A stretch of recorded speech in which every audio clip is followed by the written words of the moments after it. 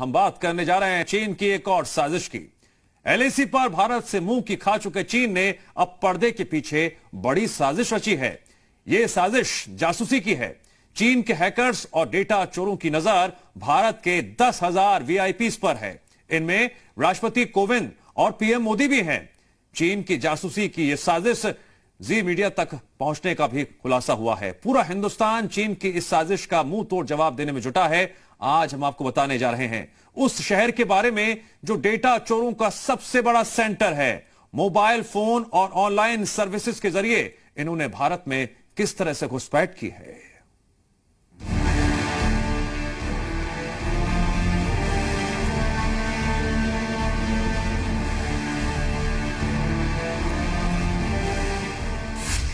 चीन की चोर चाल, पूरे हिंदुस्तान में जासूसी का जाल।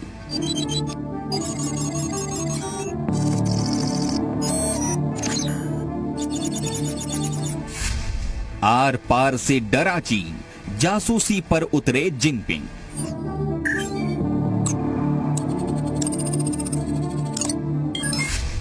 हिंदुस्तान के 10,000 वीआईपी पर नजर, चुपके लेता था हर खबर।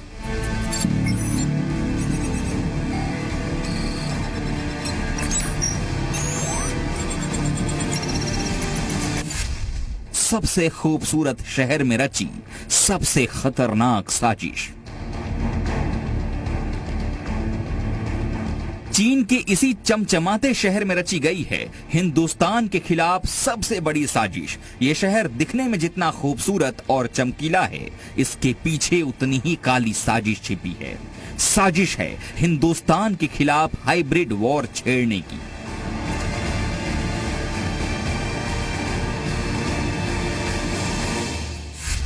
हिंदुस्तान के खिलाफ चीन का हाइब्रिड वॉर, नए मोर्चे पर मिलेगा करारा जवाब।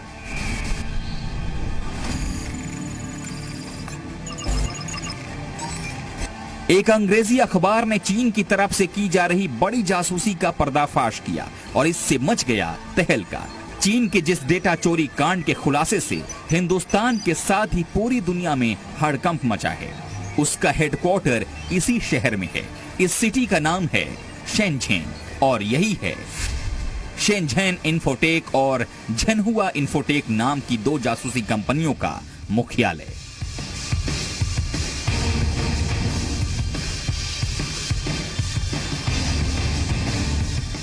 चीन के शेनझेन और झनहुआ इन्फोटेक पर भारत के राष्ट्रपति, प्रधानमंत्री, सीडीएस सहित कुल 10,000 प्रमुख लोगों की जासूसी का आरोप लगा है। हिंदुस्तान पर धौंस जमाने में अब चीन कूटनीति और सामरिक मोर्चे पर नाकाम रहा, तब उसने रची ये बहुत बड़ी साजिश। इसका मकसद भारत के खिलाफ हाइब्रिड वॉर छेड़कर हिंदुस्तान में बड़ा उथल पुथल मचाने की है। मैं देख रहा हूं कि वो हमारे prime minister, president, defence minister, हमारे जो रॉ के ऑफिशियल्स हैं, रिटायर्ड सर्विंग, हमारे जनरल्स जैसे 7 जनरल, 14 रिटायर्ड पुराने आर्मी, नेवी, एयरफोर्स चीफ्स के ऊपर वो स्नूपिंग कर रहा है, उनके ऊपर नजर बना रखी हुई है। वो इसलिए है कि वो सारी मूवमेंट उनको देख रहे हैं। क्या होता है हाइब्रिड वॉर?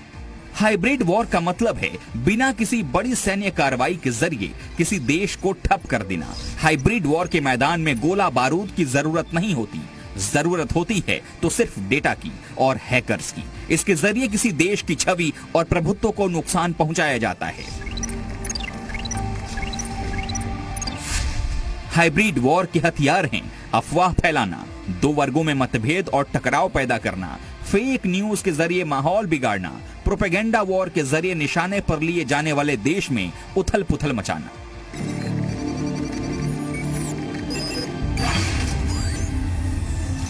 हैकर्स या डेटा चोर पहले जानकारी जुटाते हैं और फिर इसके दम पर मिलिट्री ऑपरेशन से लेकर कई बड़े सिस्टम्स को ठप कर डालते हैं।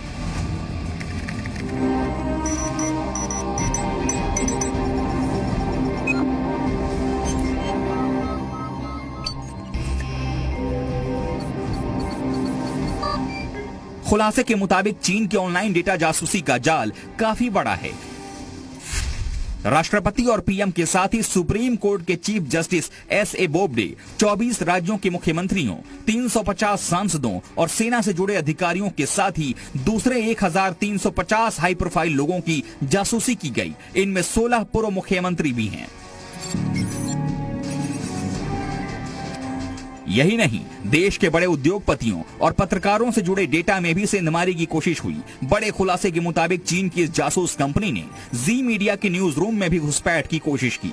खास बात यह है कि जी मीडिया ने मेड इन चाइना सामानों के बहिष्कार की मुहिम चलाई थी। उसकी जो है वो अथॉरिटी को डिसइंटीग्रेट करने की उसकी कोशिश है कि देश के अंदर किस तरह एक खलबली का बिना हथियार यूज किए, बिना सैनिक यूज किए, तलवार चलाए बिना वो अगर देश के अंदर कोई ऐसी हरकत कर सकता है तो वो करने की कोशिश करेगा। चीनी जासूसों ने कौन से डेटा की चोरी की साजिश रची थी, यहां ये जानना जरूरी है।